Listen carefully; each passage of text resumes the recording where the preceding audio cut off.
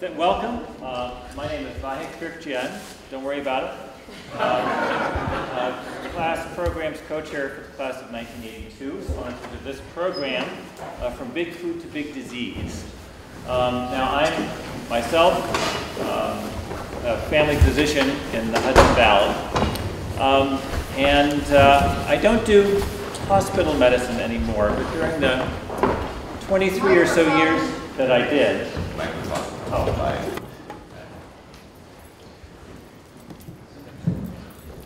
so I'm a family physician in the Hudson Valley, and serving small, rural and small town communities. And I don't do hospital medicine anymore, but during the 23 years that I did, I spent about maybe 2,500 nights on call at one bedside or another, spitting in the face of natural selection, which is my job, after all. And after about 400 or 500 nights, I began to think, this is an uphill battle. And it's an uphill battle because the reasons why people end up at such bedsides start far away from those bedsides, in agricultural fields, in capital markets, in boardrooms, in legislatures.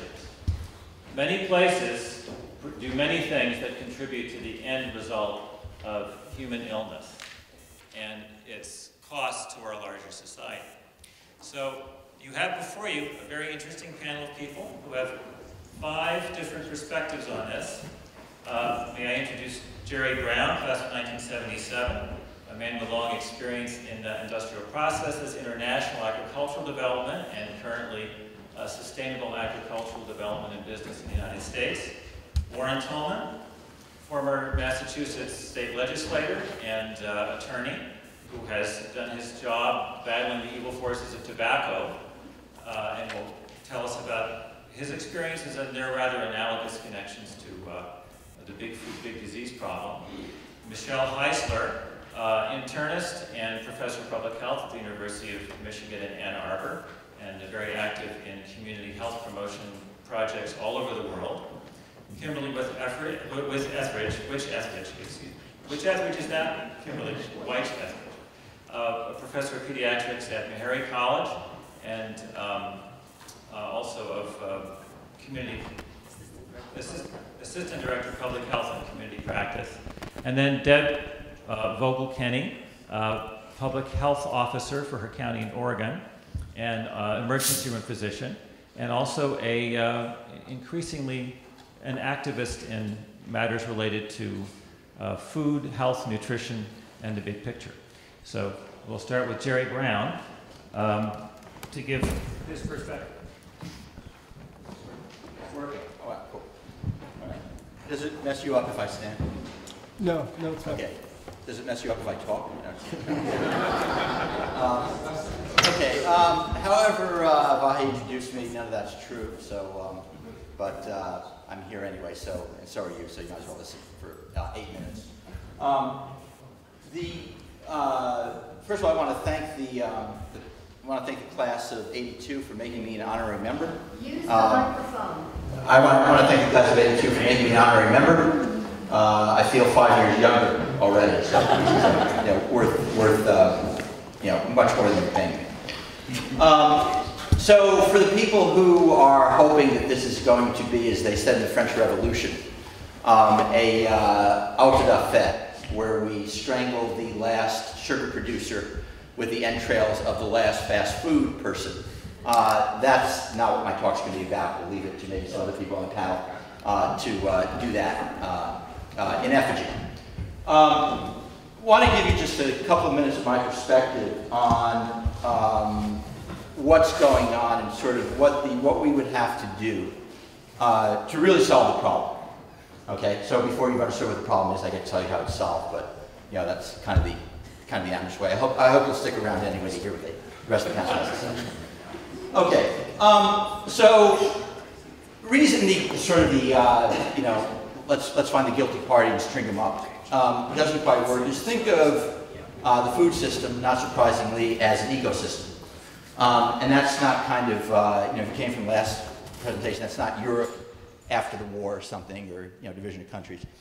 Basically, if you think of the end-to-end food supply chain, right, it extends from this very, very effective, and let's see, Michelle, you're U of M, right? Okay. Land-grant college, right? So you basically have these land-grant colleges, of which Michigan is one. You've got an extension service that works with the farmers, brings back problems. And you've got the farmers who are served in that lower left-hand corner. What that has done is that has produced an incredibly abundant supply, not always evenly distributed, but there's an incredibly abundant supply of food. All right, which then feeds those are supposed to be gears, by the way. The gears in the middle, which are basically this sort of industrial production method, right? And you've got these people who are very, very good at producing large quantities of food that provide the inputs, the seeds, the fertilizer, the pesticides, and so on and so forth, on an industrial scale, can process huge amounts of food, and so on.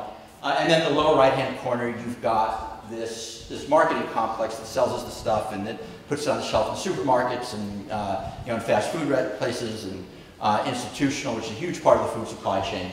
When you eat in hospitals or colleges or prisons or whatever, provided, those are the people who provide it in the lower right-hand corner. And like any ecosystem, all of this is connected. What we're trying to convey with those gears is that all of these pieces sort of fit together and they all sort of churn each other. And when it works well, it creates these huge quantities of affordable food. One small problem, as we'll talk about a little later, is it's killing us. But outside of that, it's working great. Okay, so the good news is that to the extent that this is a problem, it's falling apart. All right? And it's falling apart. There's no part of this that isn't under threat. So if you go from sort of the challenges in industrial agriculture around pests that are pesticide resistant, things that are herbicide resistant, to the ecological impact of the way industrial farming is done, a failing business model in the way the food is done. The basic model is you save a lot of money, you produce crap food because you can produce in these huge quantities. You take the money you're saving and you convince people that they're not eating crap food, okay? And that model has stopped working because people have started to realize that crap food is nothing but crap food. Thank you. Okay, so you've got the consumer packaged good firms that, again, they're all, anytime these big companies start merging with each other, it's a sign things aren't going well. McDonald's had 10 quarters of flat sales. They managed to break that by basically introducing breakfast, but obviously they can't do that unless they can find another meal, maybe convince us we have to have a midnight snack or something every night. Oh wait, they're already doing that, never mind.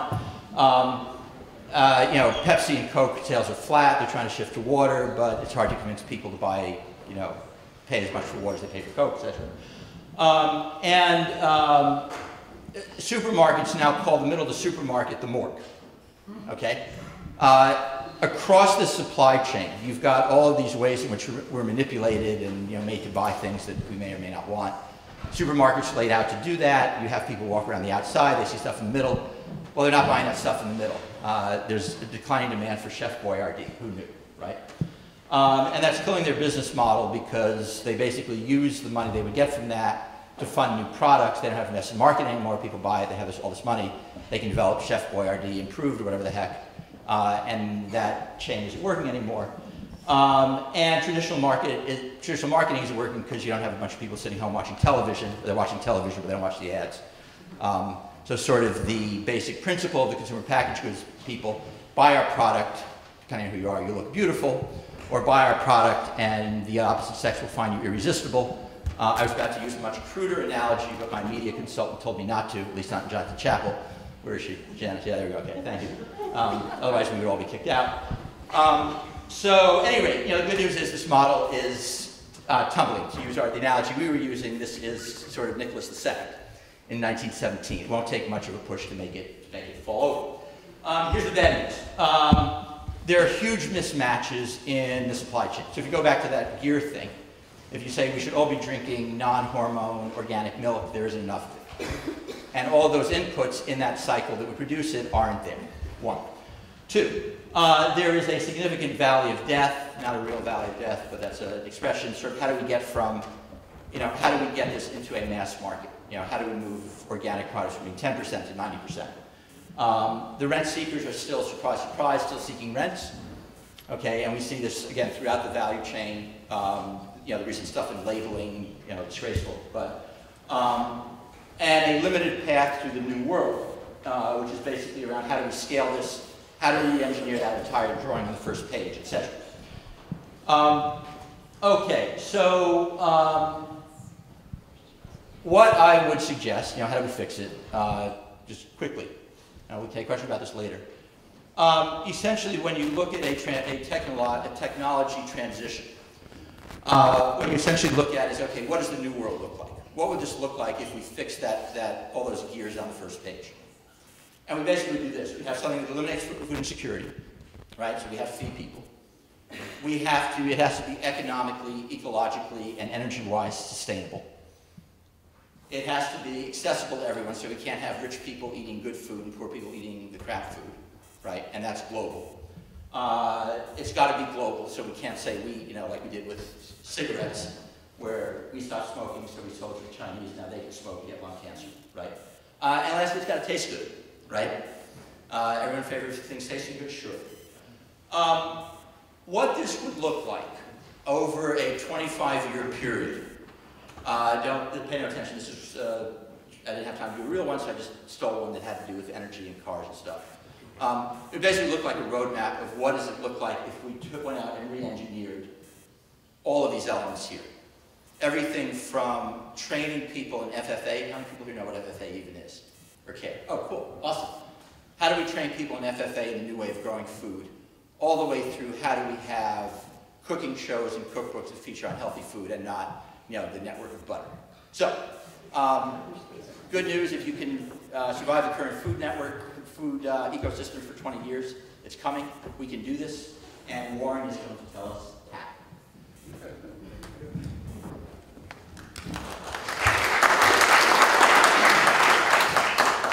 Thank you, and thanks to everybody for coming and to Vahe for putting this together. Jerry quoted Nicholas VII and referred to our mutual friend Jan Saragoni. I'm going to quote Jan Saragoni and my former congressman, the late great Speaker of the House, Tip O'Neill. He said that all politics is local, and I'm going to talk a little bit about my battle with the tobacco industry, and for which, for me, it was very personal, and sometimes politics can be very personal. Specifically, while I'm targeting the tobacco industry, and particularly some of the younger folks, will say, "Oh, yeah, that's sort of easy. Who smokes anymore? It's declining and all that." As Jerry alluded to, it isn't declining everywhere, but furthermore, it wasn't so easy when we did it, and we set the tobacco industry back on their heels. For me, in 1995, my mom died of smoking-related illnesses in May. My closest aunt who lived with us died of smoking-related illnesses in June, and then my dad died in October of smoking-related illnesses. And so it sort of hit me. I was a state senator at the time, and I was taking my son out trick-or-treating that Halloween, and he was dressed up as a cowboy, had the hat on, the chaps, the whole bit. And as we were walking out the door of my house, he looked at me and said, "Dad, all cowboys smoke, right?" And that was about all I could take at that point. And thankfully, I had a brother who was in the House of Representatives in Massachusetts, and I was in the Senate. And I said to him, "We got to do something about this. We got to." The tobacco industry hadn't been beaten on Beacon Hill for many decades, and we set off and filed. I set off and filed a bunch of bills, and then enlisted a whole bunch of people, including my brother. We ended up banning smoking in public buildings, including the State House. We ended up banning the sale of onesies, which are single cigarettes that the tobacco industry allow for sale to get people smoking, because it doesn't take a lot of cigarettes to get people addicted. And then I filed this bill called the Tobacco Tobacco Disclosure Law, which required accurate nicotine yield ratings, as well as a disclosure of additives and ingredients in the cigarettes. My theory was that, hey, people ought to know what's in the cigarettes they're smoking. If you can find out what's in your Lucky Charms, better be able to find out what's in your Lucky Strikes. Pretty easy, right? 90% of smokers supported it even, but yet the tobacco industry saw this as Armageddon, and they took me on tooth and nail. It was a great battle. It was a lot of fun. We eventually won. Part of it became law, part of it was challenged, went up to the Circuit Court of Appeals, and unfortunately our Attorney General at the time did not appeal the decision. But in any case, what happened is that it was a very significant battle against a very powerful industry that enlisted 17 lobbyists. Again, this is not Washington, D.C., this is Boston, Beacon Hill. There's only 40 members of the Senate. They had 17 lobbyists working it. They spent over $1 million, which at the time was a record for opposing basically a 2-paragraph bill. They went and had a very, very sophisticated operation whereby if Michelle was one of my colleagues and she was on a key committee, they would call her constituents and they would tell them about the bill, and then they would say, would you like to let Senator Heisler know how you feel about this legislation? And they would patch them right in. So all my colleagues were getting lots of, it was very sophisticated. They had the best lawyers, the best lobbyists, and everybody fighting. And when you're in the legislature, you're often fighting not necessarily about a yes vote or a no vote, but you're fighting against a deadline. Because at some point in the legislative process, all the bills die. So we had to, well, no one ever actually stood up and said, this is a wrong bill, this is a bad bill, and it shouldn't pass. Our battle was all behind the scenes in committee rooms where sometimes the media was not there. I'll give you a little example of why it was important. In the 1950s, Marlboro cigarettes had basically a 2% market share. They put the cowboy that my son was referencing, they put the hardcover package, and then they put ammonia in the filter. And the ammonia-based filter allowed for the nicotine to get to the brain more quickly. The brain says, ah, that's nice. Give me another hit of that. And eventually, people get more addicted and like that feeling. So we wanted to let kids in particular, because 90% of people who smoked started smoking before they reached the age of 19, to know that that same thing that they were washing their floor with was in that cigarette that they were about to put in their body. That was the goal. It wasn't to convince people that were already smoking and were addicted. It was to try to keep the kids from smoking. We got the bill passed after really a national campaign. Rush Limbaugh attacked me on national radio. My dear friend Rush Limbaugh called me an anti-smoking Nazi. That was fun. I started getting those calls in my Senate office. So it's a badge I wear proudly, frankly. So we got a lot of media attention, got a lot of scrutiny about it, but we got it passed at the 11th hour. I then went to the governor's office, and the governor, Bill Weld, at the time a Republican, would never comment on what he was going to do. Thankfully, right around that time, Bob Dole, in 1996, now he's running for president, and he came out with the infamous statement that cigarettes were no more addictive than milk. And so I made the comment that if Bill Weld wants to be in the U.S. Senate and he wants to be like Bob Dole, then this is a clear bill that he ought to veto. And Weld signaled the next day that he was going to sign the bill. So he signed the bill with great fanfare, I might add. So the bottom line here is that, and what I wanted to convey is that money talks in politics, and it talks in a lot of different ways, through campaign contributions, through influence, sometimes never even a vote taken, but nonetheless the influence is very real, delaying of bills. I had a colleague who said to me that he was going to just delay the bill and it'll only be 2 weeks. And I said, I don't have 2 weeks to spare. And frankly, if my brother wasn't in the House of Representatives, we probably wouldn't have got it passed in a timely fashion because of the disparate forces against which we were fighting. So when you think about less than 1% of the American public is actually contributing 68% of all election funding today. You think of congressional candidates in 2012 who spent more money, won 95% of the time. And then you look at some bills. Jerry talked about the food market and the likes. When stricter guidelines for food market Marketing to children was proposed, children in schools. 2.2 million was spent in support of it. 51 million was spent against it. Guess what happened? Stricter gun laws was 240,000 for it, and 5.6 million against it. Then you look at Keystone Pipeline, 5 million spent against it, 175 million spent for it. Guess what happened?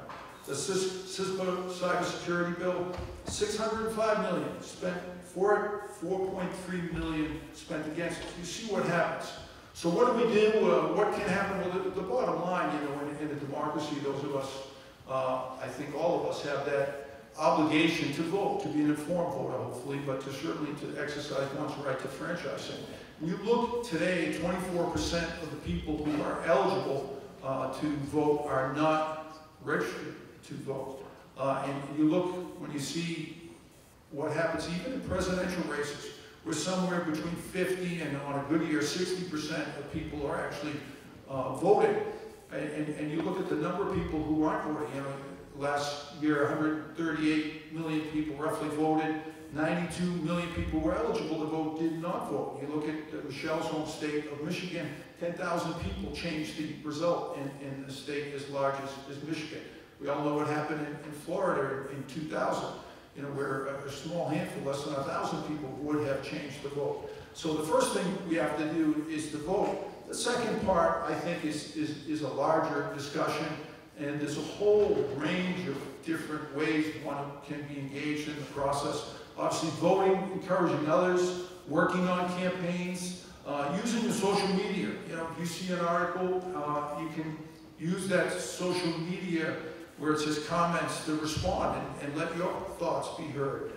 There are lots of different things, either so-called clean elections candidates that certain states, Maine and Arizona, I see Larry shaking his head, have, where, you know, they vow to limit the influence, limit the number of large contributions. Their contributions, I think, are $100 or less, and it was in Massachusetts when we had it here. And you can support candidates who run under that platform, and support things like closing the revolving doors. Look at limit.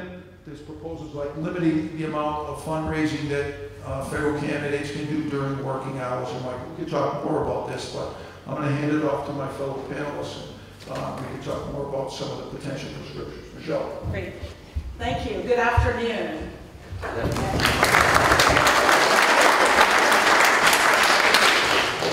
Good afternoon. So I want to build on what Jerry and Lauren said by talking about some individual approaches to address this problem. As a physician researcher, that's a lot of what we do is interventions, both to prevent and to help manage the illnesses, conditions that come from obesity and lots of abundance of highly processed, high-calorie food. First, a little bit about the problem. So behavioral researchers like me mumble these statistics in our sleep, and probably most of you know these statistics. But as you probably know, a third of Americans are obese, and that means that if you're my height, 5'6", your weight is 185 pounds or more. Another third are overweight. And that means that if you're 5'6", your weight is at least 155. I'm sure many of you have seen those color-coded maps where in 1970 everything's green. That means that less than 30% of residents in those states are obese. And you've probably noticed there's a wave of scarlet crossing the US. Such that everything is red or yellow. Pretty much all states have obesity greater than 25% of the adult population. And so the only pockets of green, and you can raise your hands if you come from these states, the only pockets of green are Hawaii, California, Colorado, Utah, Montana, and Massachusetts. So those of you from Massachusetts, yay. And so as a result, we have also exponential increases in obesity-related conditions. Over 10% of American adults already have diabetes, and a staggering 40% of Americans have prediabetes. And 70% of those people with prediabetes will progress to type 2 diabetes. The good news is we now know there's so much research that you can prevent diabetes. The Diabetes Prevention Program showed that if you can just cut 5 to 7% of your body weight and get up to like 150 minutes a week of walking, moderate, then you can actually decrease your risk of progressing from pre-diabetes to diabetes by about half. So that, so there is a lot we can do. And so I want to quickly just give you some tidbits of what we know about individual interventions. Like, what do you need? All these interventions to help people eat healthier, to help people lose weight. What are the fundamental components of individual interventions? And then I want to quickly give an overview of what, to be honest, as I think Jerry has alluded and Warren certainly has noted, ultimately it's going to require changes in policy, regulation, and financial structures. But let me start with the individual interventions, because we do know there are things that we know are effective to help encourage people to lose weight, eat healthier, to start getting physical activity. So really effective individual interventions, if you look at all the research, they all have the following components. The first, and frankly, unfortunately, the least important, is increasing knowledge and information.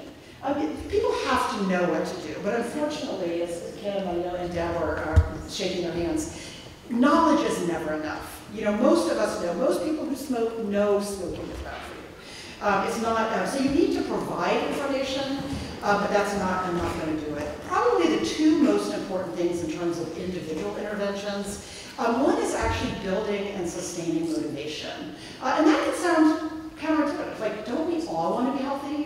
Don't we all want to diet? But unfortunately, the problems with these healthy behaviors, especially when we're in food oases, where everywhere you look, they're super cheap, appetizing.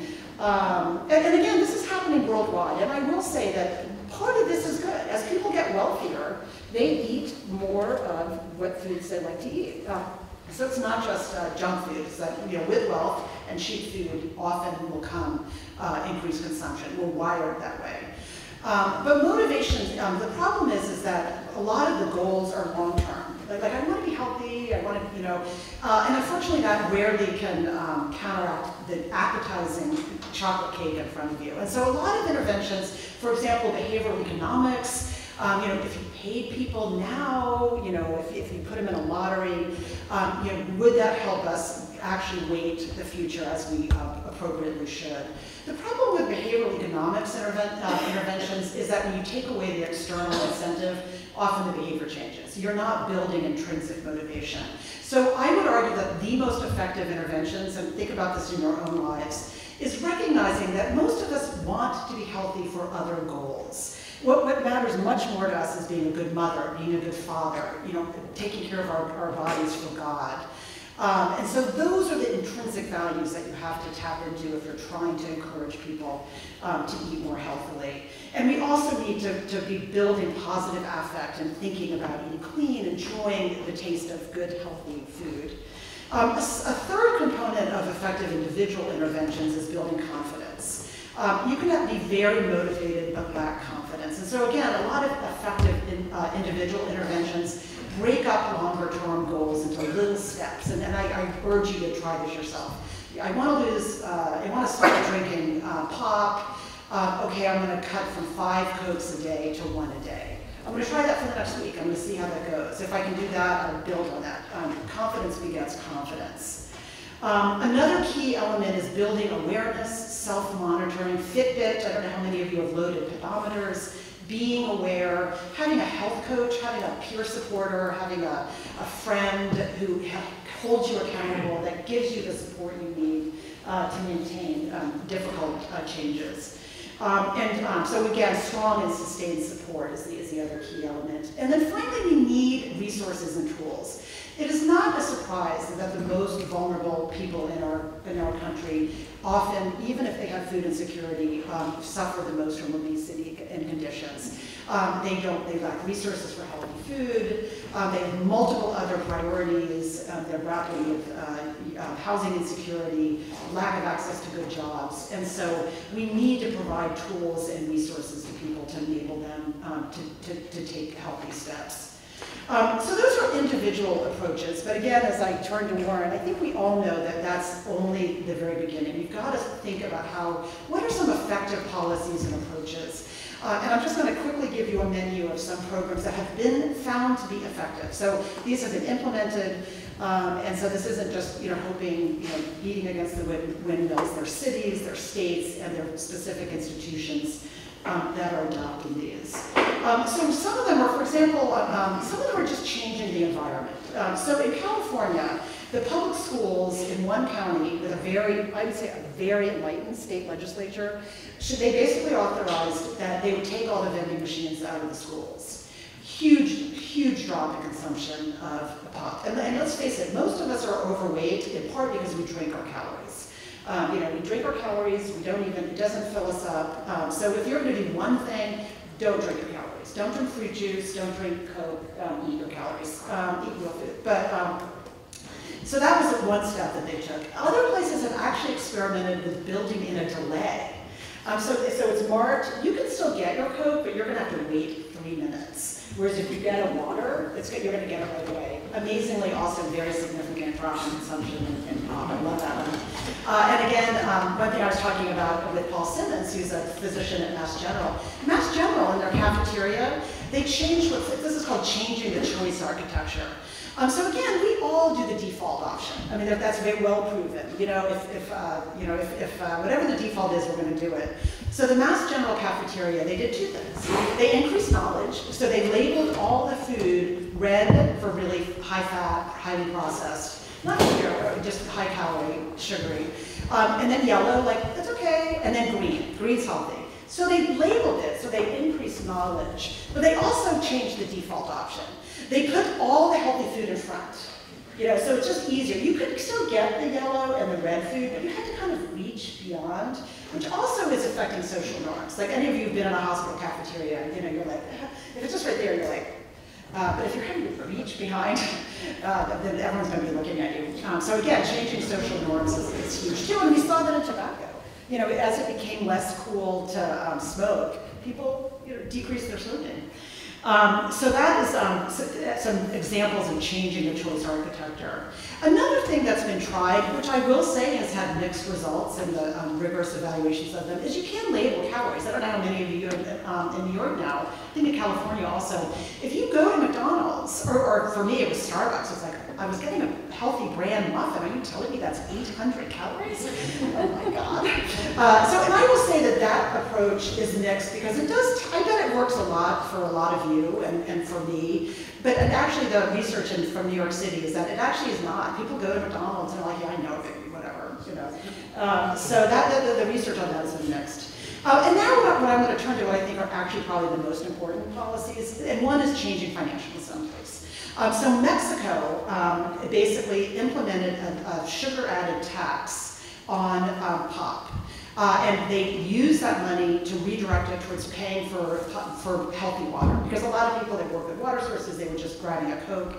Very significant. When you look at the preliminary analyses of the drop in sugary drink consumption, you have to pay more. And I would argue that helped a lot with, there's a pretty big group of people that when cigarettes became more expensive, they're like, no way, I'm going to do that. Not everyone, but again, changing the financial incentives so that, increasing taxes on sugar added.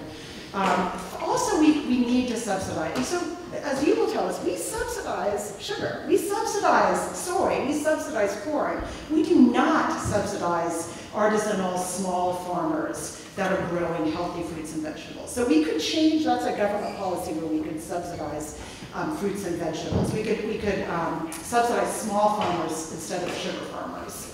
Another approach is to ban certain things. That work with trans fats. Trans fats, the FDA will completely ban trans fats. There's no reason for trans fats to be in our food supply.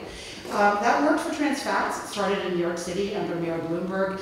It did not work to ban 16-ounce drinks. So, again, banning, I bet it would have worked if they had gotten it through. I think when you can't get a 16-ounce, there's good research. If you have a small hamburger, you'll eat the small hamburger and you won't go back and buy another. If you have a small drink, you'll drink a drink and you won't go back and buy another drink. Although you could. And then finally, I will end by just urging all of us, and this will lead, I think, more to some of the things that Kim is going to talk about, and that Jerry alluded to, is we can be sensitive to how trade, regulation, how every policy influences what we eat, how much we eat, the quality of what we eat. And one of my favorite studies that just came out, I was just reading this on my way here, and they, in Europe, it's a big question because the obesity epidemic is getting worse in Europe, and so they were trying to figure out, what are the patterns, what is it that's changing? They have good cities, everyone rides their bike, they have good urban public policies. A study just came out that showed that the single biggest predictor for which European countries are increasing the most in obesity is those that trade the most with the U.S. And so the ones that import the most sugar, that import the most high-calorie processed foods, those are the very countries that their obesity epidemic is increasing more. Again, which came first? They really like that stuff, so they're importing more. But again, I think we need to be vigilant. We are programmed as human beings to store fat. That was very adaptive for millions of years. We now are in an environment. I know, like many of you, I grew up with the Clean Plate Club. I feel morally wrong when I don't finish everything on my plate. It's very painful for me. I'm trying to do other strategies, like when I go to a restaurant, divide one plate, put half of it away for lunch. But it's very tough, and it's going to really take changing our actual food environment. But there are things we can do individually to make some dents in this.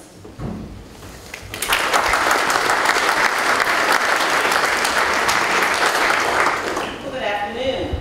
Good afternoon. So, who went to Valentine this morning?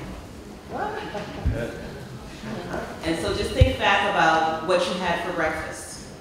Now, if you were someone that sat in front of the new smoothie bar, which I think is really cool, and had fresh fruit and yogurt and threw some spinach in there and maybe a little bit of peanut butter, then you did a good job.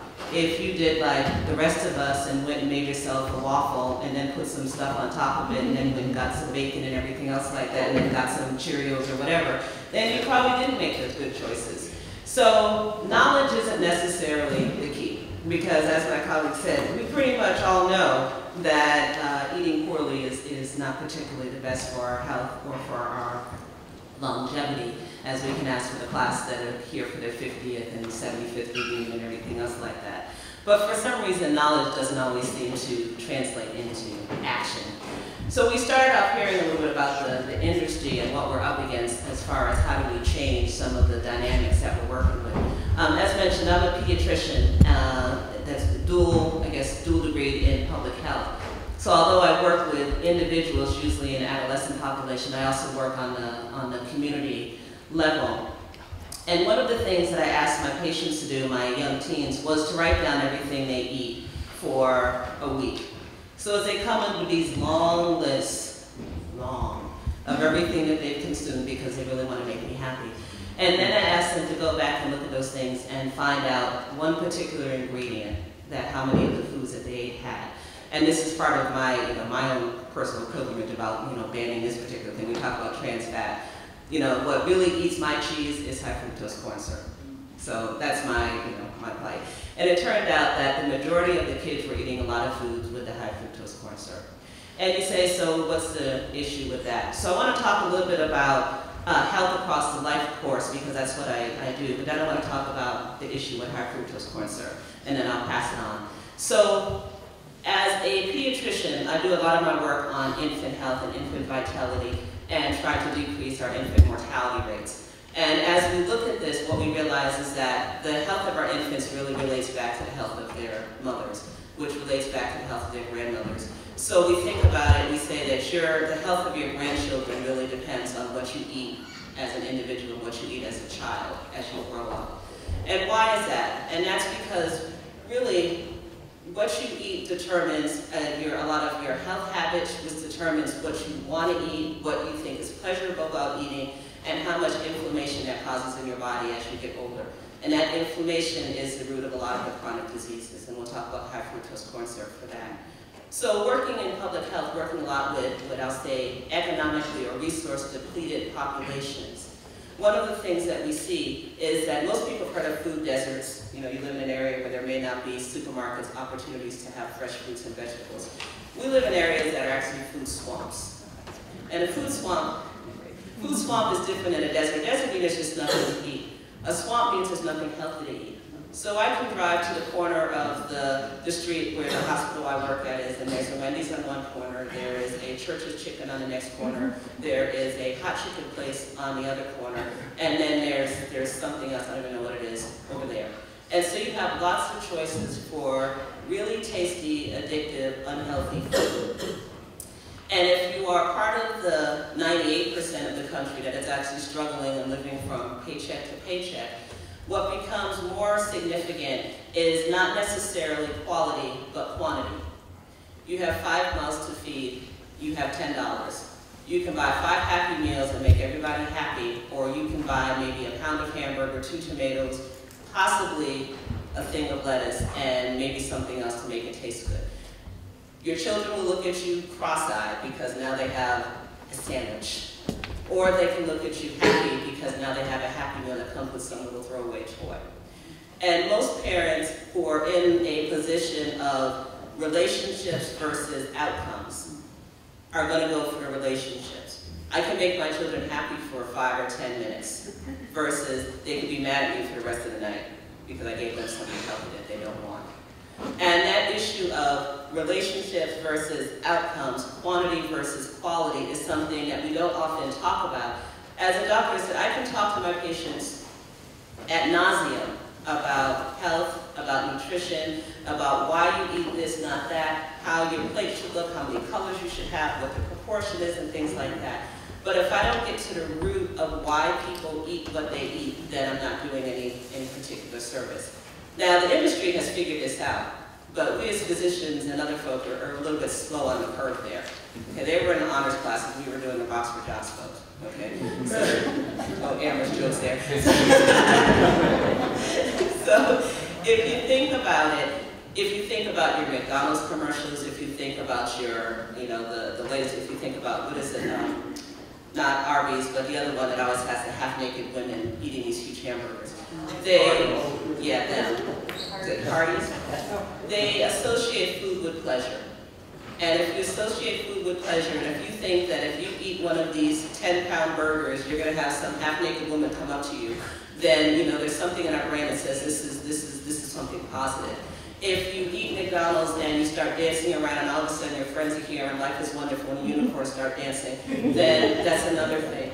So we associate food and pleasure. And in that way, we much prefer to eat something that's going to make us happy than something that is going to make us healthy. Now, we live in a time, unfortunately, where depression is going up.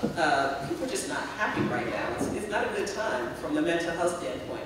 So people are looking for things that make them happy. And what we find out is sugar is actually more addictive than most of the street drugs, if you didn't know that. Sugar is more addictive than street drugs. Why? Because it really stimulates the pleasure systems in the brain.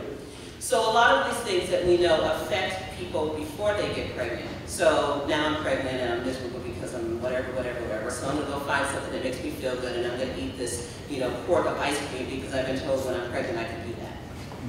Which is laden with high fructose corn syrup. And as a result, we develop these kind of habits about how we deal with our own mental health. Fast forward, then we have children. And we know that, as was said here, that obesity is going up, type 2 diabetes is going up. We don't even call it adult onset diabetes anymore because we're seeing more and more kids with it. If you do autopsies on 5-year-olds, you already see atherosclerotic plaques or heart disease in 5-year-olds. If you think that we're seeing 45-year-olds with heart blocks and things like that, it's got to start at some point, and unfortunately it's younger and younger. So our children, we start having these habits because when they cry, we stick a bottle in their mouth when they're, when they're an infant. When they're not happy, we think of something to give them. When they do something good, we reward them with food. So we set up this kind of dynamic that fits into the industry's standards. As we get older then, and especially in adolescence, when our brains are real manipulable, in a sense, this is where most of our lifelong habits are set. So the adolescent brain, just like if you can get a teenager smoking, you got him for life. If you get a teenager eating fast food and unhealthy food, you got them for life. It's that same thing because of the way that the sensitivities of brain at that particular age. And then by the time you get to the adults, it's no longer about prevention, it's about intervention. And our medical system strives on giving pills or giving some kind of intervention, which is reimbursed much more than actually doing something to prevent you from showing up in my office in the first place. So there are a lot of systems in place from preconception all the way to the grave, or cradle to grave as we say, or womb to tomb, that have to do with eating unhealthy. And those of us that try to change that are working against those of us that really don't want the system to change. As you heard about the difference between how much money is put into advertising for the pros versus the cons, it fits into that. There's a lot more money put into intervention than there is to prevention. And that's part of it. So even though we legislate and make the rules until we can stop some of the fight about why we do what we do, then we're going to keep having some of these issues. Now back to high fructose corn syrup. So why I personally hate high fructose corn syrup. Okay. So we know that high fructose corn syrup came about in the 60s or so. 67 maybe, they're about 67 anyway. But as an alternative to sugar, sugar was expensive. And you can get high fructose corn syrup, which when it's broken up, it still becomes sucrose and fructose, but in different proportions than is normally done, which means that it's a different way of digesting it. So fructose, which tends to be sweeter than sucrose, is a little bit of a higher concentration in corn syrup. Because it's not bound the way it normally is when it's naturally occurring, it's digested a little bit easier, it gets into the system easier, and bam, you get the sugar high a little bit faster. Okay? So now we have food that is cheaper to make because making a high fructose corn syrup is much cheaper than actually growing real sugar. So we have food that's unhealthy and cheaper. So it's a great way of marketing. And then we subsidize our farmers to grow corn so that we can buy it back from them and make high fructose corn syrup and put it into food that doesn't actually really need it. And then people become addicted to this immediate high that you get from eating this sugar that then spikes your blood sugar up really quick. So some of the problems with the high fructose corn syrup, one is because it is not that natural digestive process and the enzymes that it takes, it's much quicker stored. It's stored in the liver. It starts what we call lipogenesis, which means that storage process, which means that then we end up with fatty livers. It also causes, or can cause, little micro holes and irritation in your gut, which means things seep out of your intestines into your body, which causes inflammation. And inflammation is the cause of most all diseases. It's thought now that cholesterol has really gotten a bad rap. The issue is more inflammatory foods than it is on high cholesterol foods when you think about heart disease. So inflammation causes your body to go through a whole set of processes that then can cause collateral damage. It's like when your body goes to war. You're in a battle, you send out your army, you fight the enemy, but in the meantime, you destroy the city. Okay, but you win the war. So the same thing, you get over the inflammation, but the damage has already been done. And over the long term, then that inflammation and that damage is done, then can lead to those chronic diseases. So all of that can be traced, all of it. A good amount can be traced back to some of what we're eating because the body sees it as foreign, because it's not naturally occurring. And so when you think about the issue of the high fructose corn syrup, especially with our kids, we're giving them things that is not a naturally occurring food. It's causing that kind of inflammation. It's making them addicted to sugar. It's increasing their opportunity for chronic diseases. They grow up, get pregnant, pass that on to the next generation, and we end up where we are now with the majority of the population being obese or at risk for obesity, and being in a situation for the first time in history where life expectancy is going down instead of going up. So if we think about why this is important, it actually is important for all of our longevity, and it's important for the future of the whole country, in the sense that we have to figure out how to tackle big industry and big food and get back to being able to eat the things that are a little bit more natural and cause less damage, not just for our children, but across the entire lifespan.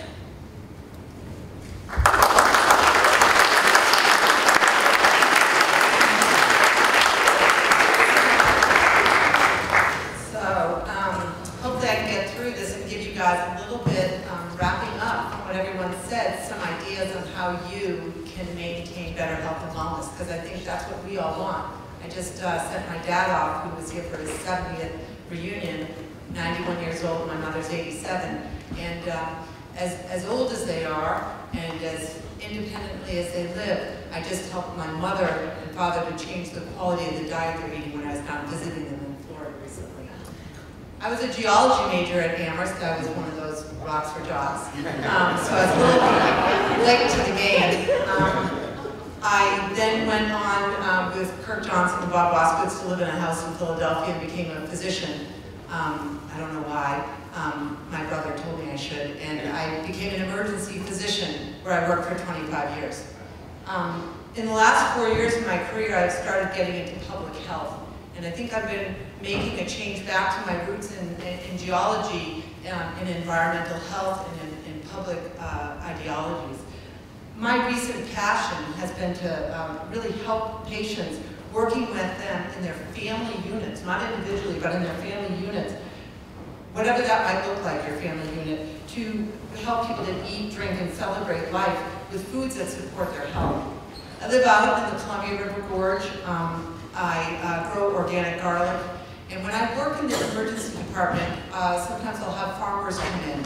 And these are farmers who come in with chest pain, shortness of breath, belly pain, like patients come into ERs across the country. And we dutifully work these patients up. And the minute someone comes into the ER, we either say they're going home or they're coming in. And we deal with them, acutely deal with their airway, with their brain function to make sure that we protect them. And if that's not the case, then we are working them up, spending lots of money to tell them what they don't have. So we'll rule out that you don't have a heart attack, and that you don't have pneumonia, and that you don't have a pulmonary embolism. And we spend lots and lots of money doing this across the country, and we discharge you home, and we say, see you later, and you don't feel any better at all. But we have spent a lot of money. And that happens every day in every ER across our country. So we're trained to think like pilots now. We have taken on the pilot sort of industry of protocols and checklists.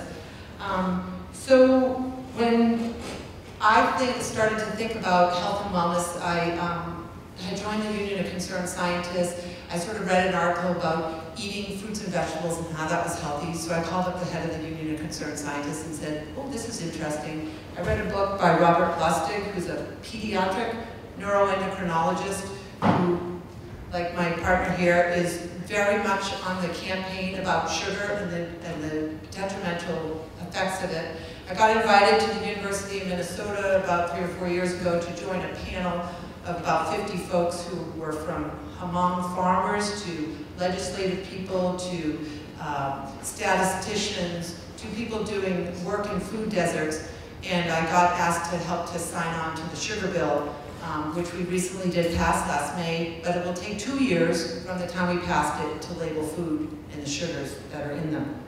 If you have ever noticed on a label, you can look at the label and it will tell you that there's no nutritional value represented for sugar. In the 1970s, the sugar industry won what was called the Silver Anvil Award. It was an award given to the sugar industry because they had convinced the public that sugar was no longer bad.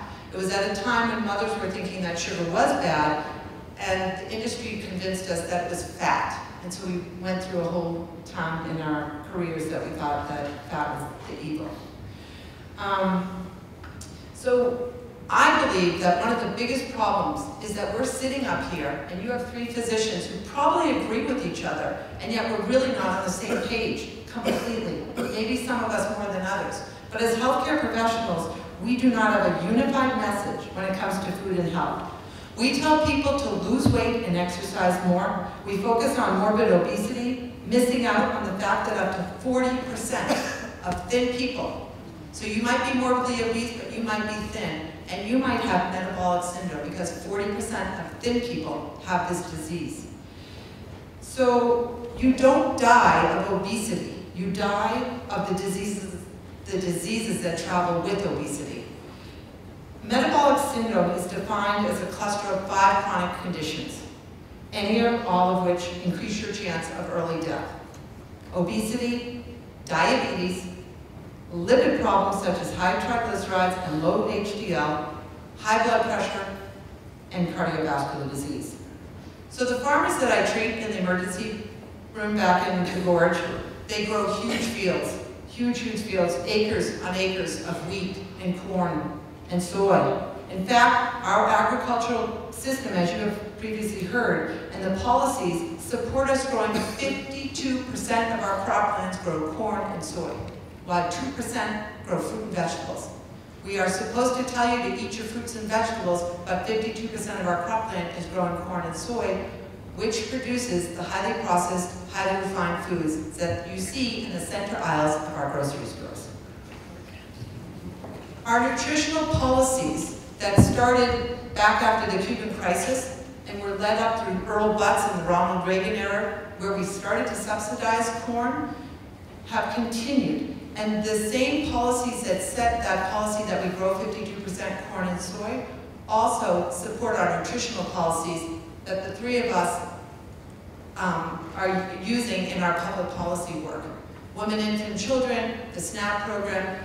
I used to look at the brochure that I would hand out to these women for women, infant, children and go, you've got to be kidding me. This is what I'm offering to these people. So I always said to myself, how can we grow these crops which are used to manufacture these highly processed and highly refined substances? They shouldn't be labeled as food. So I would say to my farmers, if you had your combine, your really expensive machine to grow your crops, would you go down to the corner store and fill it up with crappy gasoline? Because we do have a crappy gas store down on the corner. And they were like, no way. I mean, they order in really good fuel for their machine. But yet, we are eating this crappy food. And we might think that it's just the folks that don't have the money, but it's all of us. We've made it normative to share in a diet that's killing us. So while we have the ability, if we go to conferences or weddings or wherever we go, to check the little box, I'm a vegan, I'm a vegetarian, I don't eat meat, I'm gluten-free, there's no box that says I don't eat highly processed, highly refined foods. I've tried, and it doesn't work. So, well into my 4 years at Public Health, some of the girls came up to me and said, we're going to do another 6-week weight loss. Do you want to join us? They make a little, pony up some money. And these are people who, you know, they don't make a lot of money. And I said, you know, I've been thinking about starting this program for you guys. You know, you give public health to our community, and I'd like to offer you some suggestions on how you can change your health and wellness by changing the quality of what you eat. So I jumped in, full free, no money, and I've been doing it for about 1.5 years now. I offered a program at my public health for these folks.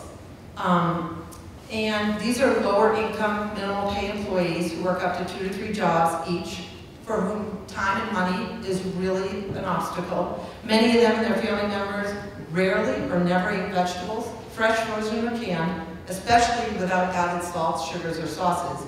They ate lots and lots of processed foods because they're quick and easy. At lunchtime, our break room was filled with bags from McDonald's, Dairy Queen, Taco Bell. So I started off by doing an intake with them. I did baseline intake on how and what they ate, and I focused on their entire family, not just them. I looked at their mood, their energy, and their sleep patterns. I got weight, height, and BMIs, though we know BMI is a terrible predictor of health.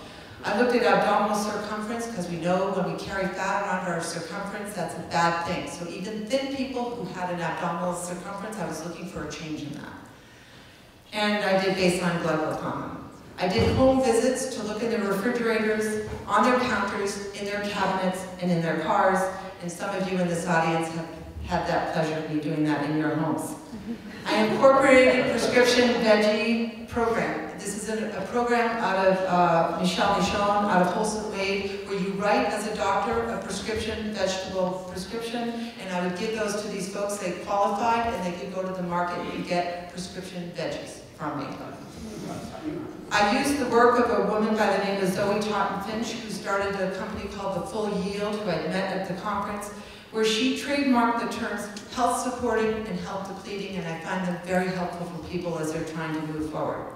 I did daily coaching for the first few weeks. I helped patients grocery shop and plan. We planned for 30 days prior to them starting the program, and then we initiated. I gave them lots of different tools on how they were going to go about this, and then I did the 30 days of eating 100% health-supporting foods. We know that there's lots of foods that are hard to get, but beans, I tell them, are really unsexy, and they're really cheap, and they're really good for you. So we ate a lot of beans. We cooked together sometimes. We'd make a meal a week. And then I explained to them that during these 30 days, their taste buds were going to change. Because the other thing that we didn't talk about is that the industry knows very well that when you eat these foods, it changes the anterior 2/3 of your taste buds. They also know that they're affecting the brains and your hormone called the leptin and the ghrelin. Leptin is a hormone that tells you you're hungry. And when you eat the highly processed, highly refined foods, the leptin has been almost hijacked to the point that you keep eating, you have that sensation of, I need, I want, I have to have, and you keep going. So what I was trying to do was get their hormones back functioning so that it could go down into their stomach and the peptide YY would tell them they're full. I would encourage them to eat good fat with good fiber and good protein so they would feel satiated. I would have them eat lots of things that would satiate them because it was good fat and they tasted good, and I would work with their kids. I would have them fill 2/3 of their plates with vegetables and fruits. My pilot has been going for about 1.5 years. I'm actually probably up to almost 2 now.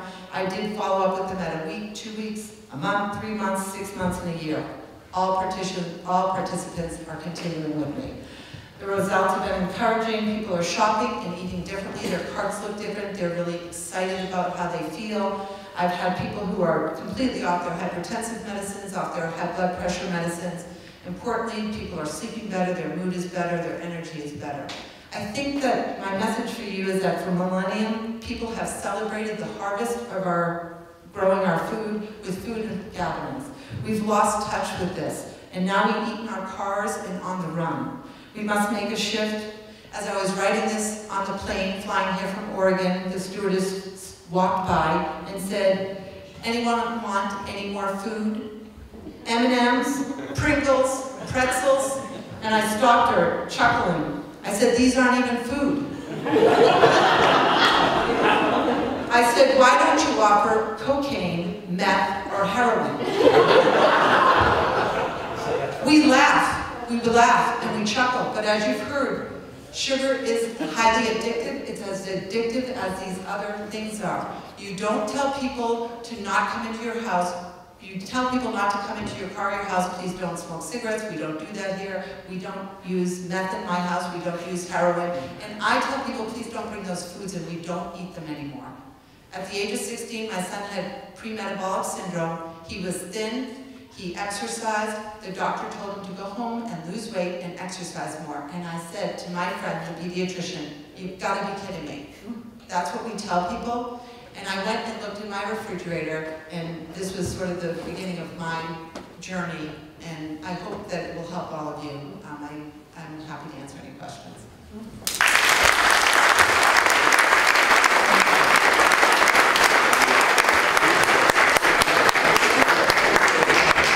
do have some time for questions, if you would like to ask. Perhaps you could direct them to individual members of the panel. Gentleman in the back. Thank you. I'm Fred Swartz, class of 72, and I worked to reform the 2004 Farm Bill. Okay? 2004, 2008, I'm being very quick because the bill Left Right Coalition raised $15 million. Took on the industry. Okay? We had a coalition called Club for Growth, Taxpayers for Common Sense, the Heritage Foundation, Fiscal Conservatives, and environmental groups, and hungry groups, Bread for the World, etc. We got sold out by Nancy Pelosi and Ronald Reagan. The Left-Right Coalition was cut the subsidies and use the money for prevention, for hunger programs, etc. Jim McGovern was right in the middle of this. Okay? And Jim was told eventually to back off by the Speaker, or then minority, Mrs. Pelosi. Ronald Reagan's game plan was, we can't go after the subsidy programs because we're trying to elect Democrats in conservative rural districts. And if we get enough of them, we're going to take back the House. They killed reforms. They took back the House. And your agenda and your ideas got crushed by our friends. That's my message.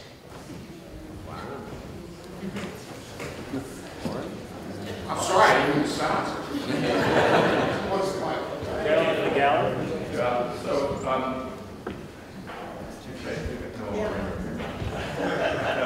I'm head of obesity metabolism laboratory at the Human Nutrition Research Center at Tufts, professor of nutrition metabolism at Tufts Medical School, and professor of nutrition at Tufts. So I do all this. And so I thought I would add a little comments.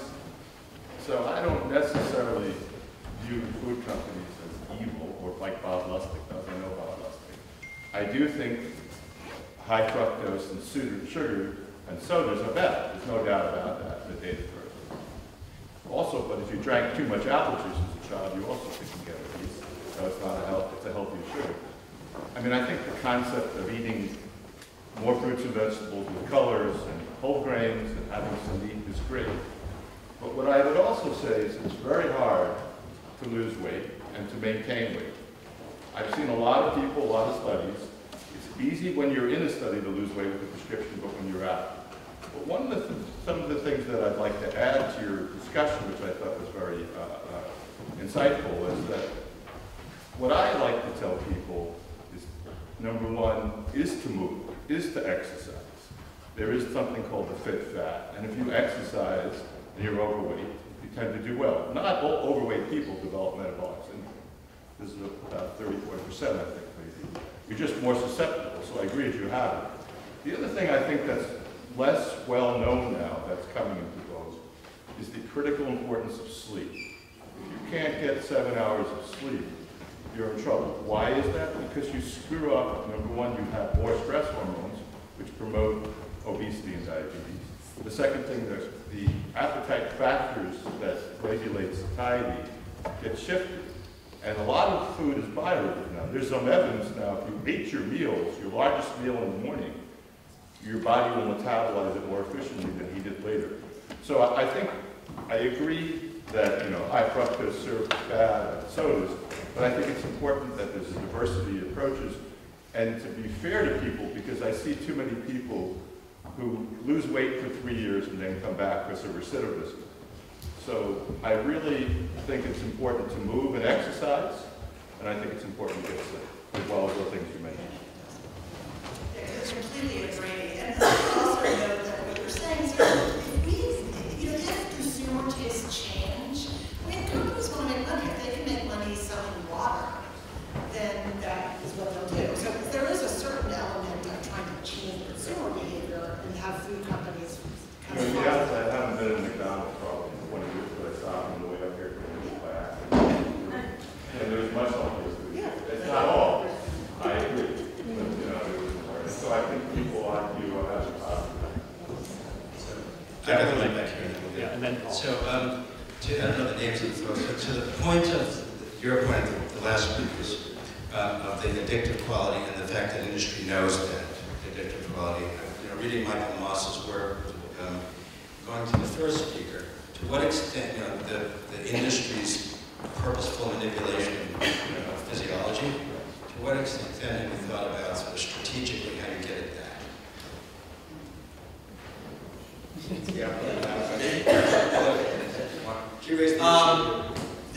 Okay, so I would argue there is no way to think about these problems independently, right?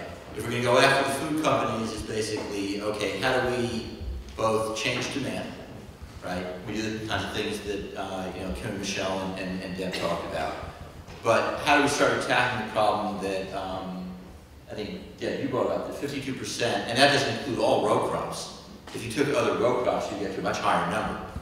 Sorghum and barley and some other things are, equally part of this. So how do you take these things and basically start working on them, both public policy but public pressure, right? As the gentleman in the back said, that, the kinds of things that happen when you get involved in, as we call it in Washington, making sausage, right? how do we do that, both using public policy levers, public demand levers, educational levers? You know, what is our plan? And I thought Kim did a great job of this. What is our plan in the next 25 years to start raising kids that don't have this form of addiction? But I, you know, argue that to deconstruct and say, well, if we just fix the food companies, everything would be great. You know, we've got to start with kids who are going to raise those crops in 25 years, the people who are going to eat them. And one thing I like about being in Amherst is we've got the brain power and the, hopefully the stroke to be able to do that. Dr. Simmons? The gentleman in the green coat? What's your opinion of the sugar substitutes like Splenda and other I'll take that. When I do my program for people, I tell them. What's the question? The question was, what do we think about sweeteners, artificial sweeteners? It's interesting because my father's a physician, an internist, and so we often argue this point. But the reading that I have done and the work that I've tried to do with folks is to try and help them to change their taste buds and get the leptin in the brain sort of working again so that they feel hungry. And when we eat these highly processed, highly refined foods that I consider not food, and then we make these the mainstay of what we're eating, then I'm trying to figure out why it is that you need the sweetener. I mean, we as a people want to eat sweet, we want to eat salt. I try to get people 100% eating health-supporting foods, and I don't consider the artificial sweetener 100% health-supporting. So what is it in the artificial sweetener that you find healthy or supporting your health is how I would put it to you. So I'm going to add to that, and this is another example of kind of the law of unintended effects. So there were all these epidemiological studies that showed that people who drank, that used artificial sweeteners were more likely to get obese, and they were more likely to get diabetes. And it was perplexing because they were, you know, at baseline they had the same health. And so I think a lot of us thought, oh, that's just that, you know, if you're going to get heavy, you're going to be drinking Diet Coke. And then some basic scientists did some really elegant experiments that I look at my colleague at Tufts, you probably are more familiar with these. They were like, now, is there a physiological reason that there's something about the artificial sweeteners that is changing people's physiology and making them more predisposed to diabetes and obesity? And they did a series of elegant studies which showed that there's something about artificial sweeteners that change the bacteria in your gut. They actually change your microbiome so that you get, and actually this is another thing that research is very fascinating. Everything you eat affects the bugs in your stomach. And those of us who eat what's called the SAD diet, the standard American diet, we actually have a pretty homogeneous microbiome. And people that eat, something about the artificial sweeteners was changing the type of bacteria.